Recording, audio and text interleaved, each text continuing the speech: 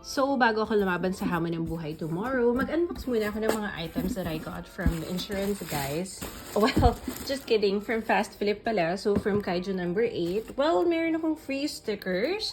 Tapos, I got Yuta, Captain Mina, Reno, and Kikoru. So, I got all of them in mint condition. So, pagkabit-kabitin lang natin sila. Itong si Yuta. Si Kaiju number 8 naman is, ayan. I think, tumatayo siya sa sarili niyang mga paa. So, strong, independent man.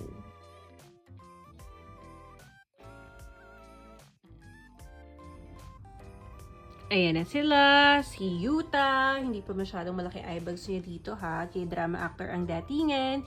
Si Captain Mina ng 3rd Division, ang idol ng lahat, at idol ko din. Si Reno, ang BFF ni Kafka, and si Kaiju number 8. I'm still rooting for you, Kafka, to be the coolest Defense Force member, and for now, you can stand side by side Captain Mina, as a figure na nga lang muna.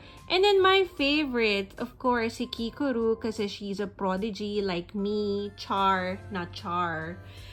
Update ko na lang kayo kung saan ko sila ilalagay kapag nakapaglinis na ako ng bahay. So, stay happy, stay unbothered. Bye-bye!